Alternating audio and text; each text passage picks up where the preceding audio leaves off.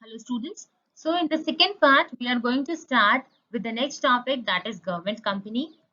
As you can see here in the picture, there are various names like Bharat Petroleum, BHEL, Indian Oil, MTNL, NALCO, ONGC and many others.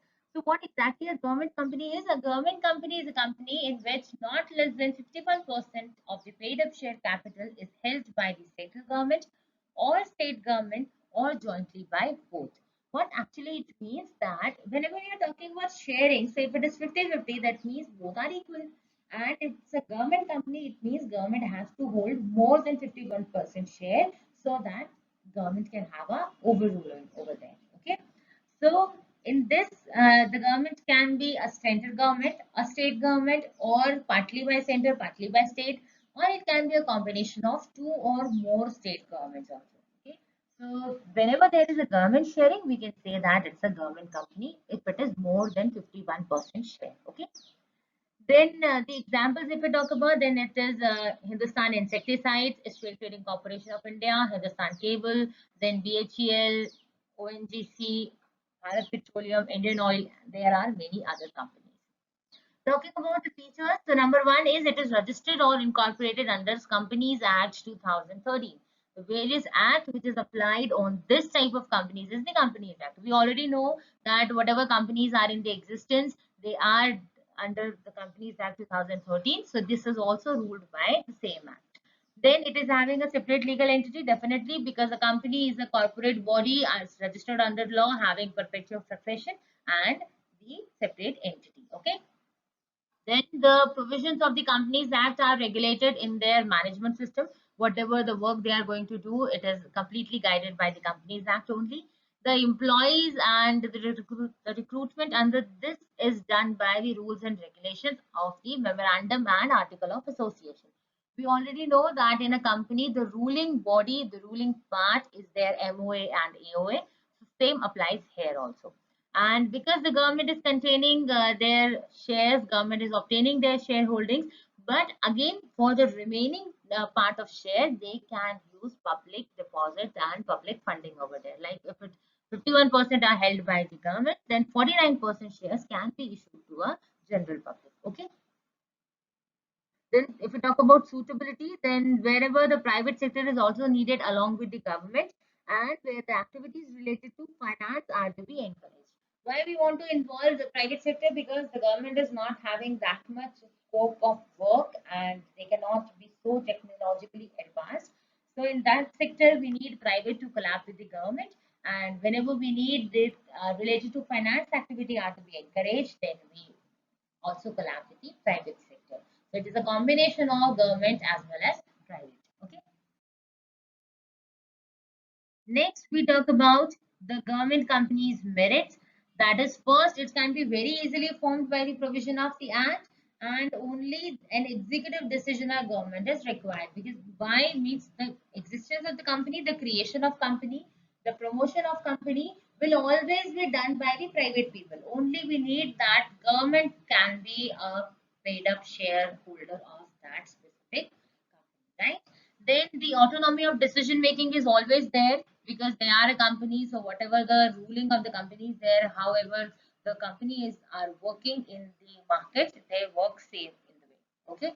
And then if we talk about the market control, then they are having a good control over the market and they can curb the unhealthy business practices because government is there to support the public and social welfare.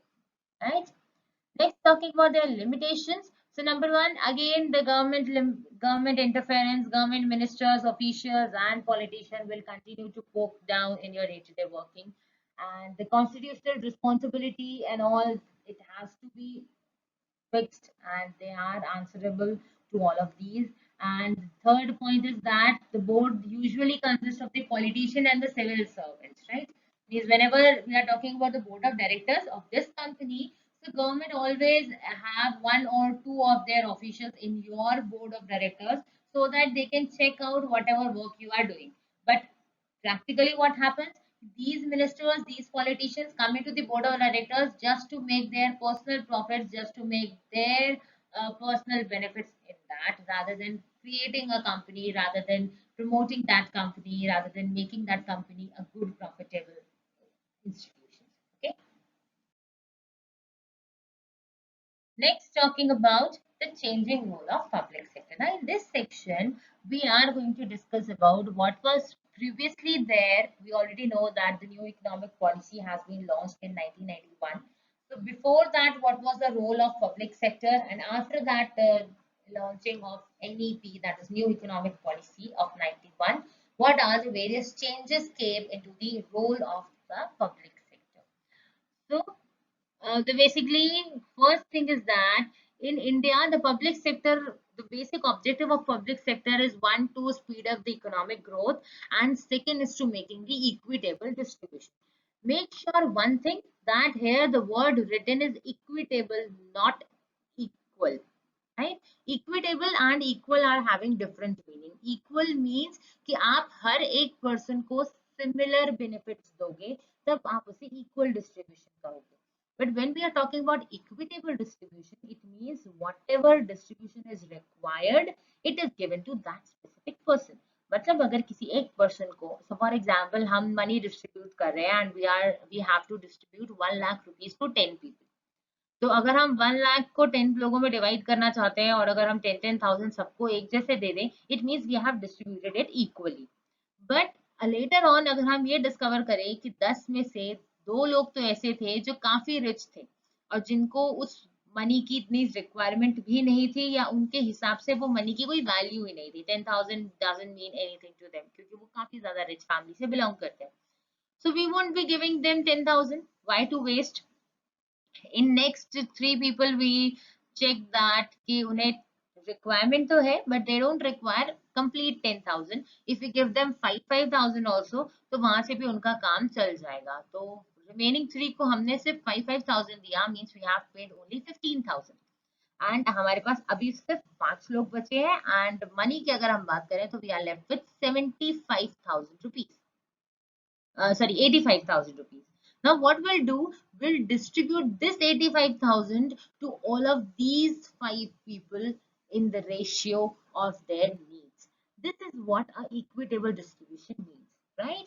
So हम यहाँ पर basically public sector का काम क्या होता है? Public sector का काम है कि आप अपनी इकोनॉमी को अच्छे से ग्रो करोगे एंड उसके साथ साथ आप इक्विटेबल डिस्ट्रीब्यूशन रखोगे इनकम का और वेल्थ का. नीड नॉट कि जैसे जरूरत नहीं है हम उसे भी अननेसेसरीली पेमेंट्स देते जाए, उसे अननेसेसरीली बेनिफिट्स देते जाए. Benefits are to be given to only those who actually need them and who actually understand the value of that benefit. Okay, but time to time जैसे जैसे चीजें बदलती गई, इकोनॉमी डेवलप करती गई, ग्रो करती गई, so with the effects of time the role of public sector has changed a lot. So let us सी कि क्या क्या चेंजेस पब्लिक सेक्टर में आए थे.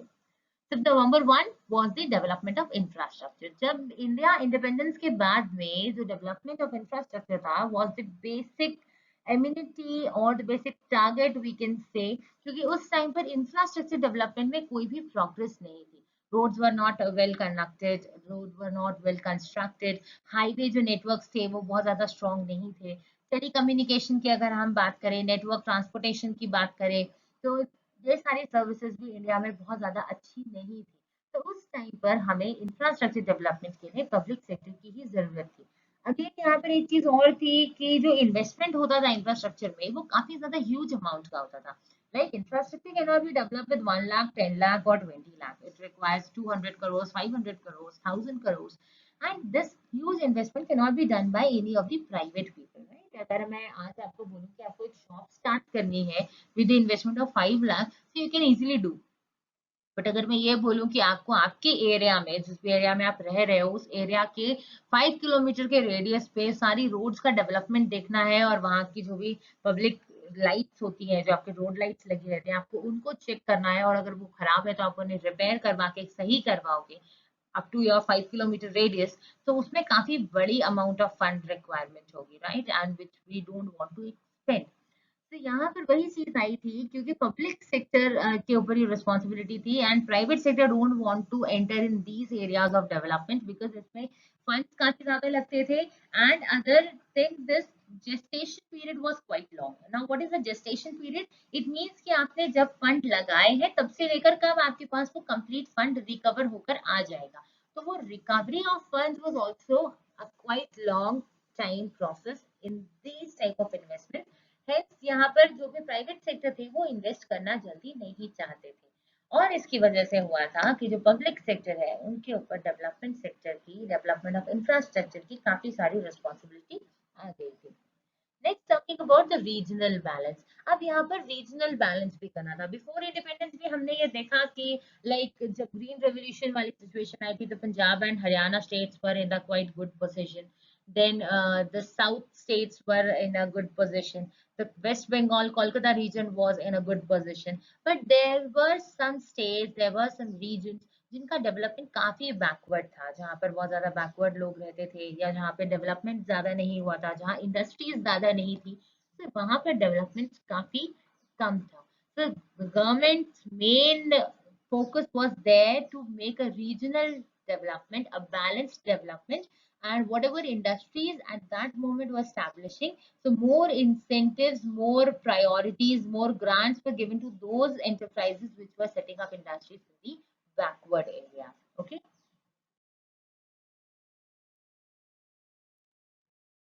Next point is that the economies of scale. So there are certain industries like electric power plants, natural gas, petroleum, etc., where the huge capital and large base are required to function economically, and these areas were taken by the public sector. है ना? Like electric power plants है, बड़े level पर आपको production करना है, natural gas production करना है, पेट्रोलियम प्रोडक्शन करना है, तो ये सारे स्टेट्स में, ये सारे सेक्टर्स में काफी ज्यादा मनी इन्वेस्टमेंट की जरूरत पड़ती थी जो सिर्फ गवर्नमेंट ही कर सकती थी। आज की डेट में भी if you check, so power plant अभी भी सब गवर्नमेंट के हाथ में ही है। Whatever electricity production is there in India, it's still with the state electricity board. And petroleum अब धीरे धीरे थोड़ा बहुत लिबरलाइज हो गया है, private people are getting their share in this petroleum production. Reliance is also there, and there are certain other aviation fuels company. But अगर हम ऑल ओवर की बात करें तो अभी भी हमारे पास क्या है, गवर्नमेंट की जो होल्डिंग है वो इन सेक्टर्स में अवेलेबल है, right. Next talking about the control of monopoly and restrictive trade practices. Also, these type of enterprises were established to give a competition to private sector and to check that they should not follow any of the malpractices or any of the unfair trade practices. What happens actually is कि अगर market में किसी एक product के लिए एक ही company है जो सेल कर रही है और इसके अलावा उसका कोई कॉम्पिटिटर नहीं अवेलेबल है और उनका गुड्स भी वो है जो कस्टमर को नीडेड है, सो उस टाइप में उस कंपनी की, उस स्पेसिफिक सेलर की मोनोपोली मार्केट में क्रिएट हो जाती है। And whenever they are getting monopoly over the market, तो अब वो रेट्स को काफी ज्यादा हाई ले जाकर सेल करना स्टार्ट करते हैं, क्योंकि उनके गुड्स तो मैंडेटरी है, गुड्स नेसेसरी है, रिक्वायर्ड है, तो कस्टमर बगैर लिए भी नहीं रह पाएगा, क्योंकि उसकी नीड है तो उसे वो गुड्स की जरूरत पड़ेगी ही पड़ेगी। और बिकॉज सप्लायर्स नो दिस कि अगर हमारा गुड किसी ने नहीं खरीदा तो उनका काम नहीं चलेगा, तो वो उस पोजीशन पर जाकर के रेट को काफी ज्यादा हाई कर देते हैं, right? So इस situation के लिए government also set up these type of enterprises. Government also set up their different manufacturing units to give a competition to the private sector and to make them realize कि monopoly create करना market में इतना आसान नहीं है. Government is also there to sell those similar products on less rates, right? Next, talking about the import substitution. So definitely, because already we know Indian history कि India में East India Company आई थी and for approximately 200 years they have ruled the India. काफी ज्यादा exporting करी गई थी India से बाहर, but that all the exporting were of raw materials only, and India को एक्सपोर्टर ऑफ रॉ मटेरियल से लेकर इम्पोर्टर ऑफ रॉ मटेरियल बना दिया था, इम्पोर्टर ऑफ फिनिश गुड्स बना दिया था, जिसमें इंडिया इकोनॉमी का काफी ज्यादा लॉस हुआ था। वट एवर इंडिया को जितना ज्यादा रिसोर्सेज इंडिया के पास थे, जितना रॉ मटेरियल था, जितने मिनरल्स थे इंडिया के पास में, वो सारे यहाँ से एक्सपोर्ट करके ब्रिटेन पहुंचा दिए गए थे। तो इम्पोर्ट एक्सपोर्ट का जो चैनल बिफोर इंडिपेंडेंस एस्टैब्लिश हुआ था, it has deteriorated the condition of Indian economy very much. And after that independence, Indian economy, Indian government was not ready to get into all of this import export channel. That's why they have given the idea of import substitution. And whatever right now also what Modi ji is saying कि हमें imports नहीं करना है and we have to focus on self sufficiency. So this was the same idea which was there at the time of independence after 1947, when we are making of this first 5 year plan or second 5 year plan. So in that time again ये rule आया था कि आपको import substitution करना है. Whatever goods you are planning to import from abroad, try to make them in your own country, so that यहाँ के लोगों को भी employment opportunities मिलेगी, यहाँ के लोगों को भी development सीखेंगे, वो लोग वर्क कैसे करना है वो सीखेंगे, एंड कंट्री के जो फंड है, कंट्री का जो पैसा है वो कंट्री में ही रहेगा, यहाँ से बाहर भी नहीं जाएगा. Okay. Next, talking about the public sector reforms. So whatever the public sector reforms was, कि 1991 में major public sector reforms introduce किए थे. First is the reduction of number of industries reserved for public sector. पहले ऐसा होता था कि जो भी इंडस्ट्रीज है वो पब्लिक सेक्टर के लाइसेंसिंग के थ्रू ही मिलती थी. अगर आपको कोई भी बिजनेस स्टार्ट करना है तो पब्लिक सेक्टर मीन्स गवर्नमेंट की आपको अप्रूवल चाहिए. एंड उस टाइम पर बहुत सी इंडस्ट्रीज को गवर्नमेंट ने रिस्ट्रिक्ट कर रखा था कि ये बिजनेस प्राइवेट सेक्टर वाले तो ओपन कर ही नहीं पाएंगे. So previously there were 17 industries which were completely restricted. Then it has been lowered to 8 and now it's only 3 industries. और अभी आज की डेट में जो 3 industries हैं, these are the atomic energy, the armed forces and the rail transport. आज की date में सिर्फ 3 ऐसी industries हैं जो गवर्नमेंट के कंट्रोल में है. Rather than in every sector you can see the private companies working. Okay. Next point is the memorandum of understanding. एक मेमोरेंडम ऑफ अंडरस्टैंडिंग डेवलप किया गया था. क्या इसमें डेवलप करा था कि ऑटोनॉमी जो है वो पब्लिक सेक्टर की रहेगी, बट अगेन जो मैनेजमेंट है वो भी इनके साथ में एक स्पेसिफाइड रिजल्ट के लिए हेल्पफुल रहेगा, स्पेसिफाइड रिजल्ट के लिए अकाउंटेबल रहेगा. मतलब जो गवर्नमेंट डिपार्टमेंट अच्छे से काम नहीं कर रहे थे, those public sector undertakings which have become sick units or not making profits, तो उनके अंदर ही अंडरस्टैंडिंग डेवलप करवाई गई थी. उनके साथ एक एमओयू साइन किया गया था. It's a kind of agreement which has been signed कि आपको अब मैनेजमेंट को अच्छे से काम करवाना है, ग्रेटर ऑटोनॉमी फोकस करनी है, and you are held accountable to the government for all of your working. Right. Next was the disinvestment. Disinvestment में क्या हुआ था कि whatever the PSUs held by the government, those who are not working well or those who need a revival kind of thing, उन सबके shares को private enterprises को cell कर दिया गया था, प्राइवेट पीपल को सेल कर दिया गया था, सो दैट वो डिपार्टमेंट्स गवर्नमेंट के ही रहते हैं, क्योंकि ऑलरेडी इंफ्रास्ट्रक्चर बना हुआ है तो उसको डिसमेंटल करना, उसे हटा के कंप्लीटली चेंज कर देना वो नॉट गुड. तो उन्हीं डिपार्टमेंट्स की शेयरिंग प्राइवेट वालों को दे दी गई थी, सो दैट अब उनका मैनेजमेंट, उनकी पूरी फंक्शनिंग प्राइवेट सेक्टर जैसी होती, और साथ ही साथ उसमें गवर्नमेंट के ऑब्जेक्टिव्स भी एंटरटेन रहते. Right. Next, restructuring and revival. Here, the Board of Industrial and Financial Reconstruction, that is BIFR, ये BIFR नाम का एक बोर्ड बनाया गया था जो कि फाइनेंशियल रिकंस्ट्रक्शन और रिवाइवल करता था. This was the revival done for all of those public sector undertakings which were not working well. Those who have become sick units are not earning profit, incurring a huge losses, क्योंकि उनका investment तो हमेशा government की तरफ से आ जाता था, but वो उसपे प्रोडक्टिव रिसोर्सेज, प्रोडक्टिव वर्क नहीं कर पा रहे थे. तो उन सारे डिपार्टमेंट्स का यहाँ पर क्या किया गया था, रिवाइवल किया गया था, उनकी रिस्ट्रक्चरिंग की गई थी. ओके.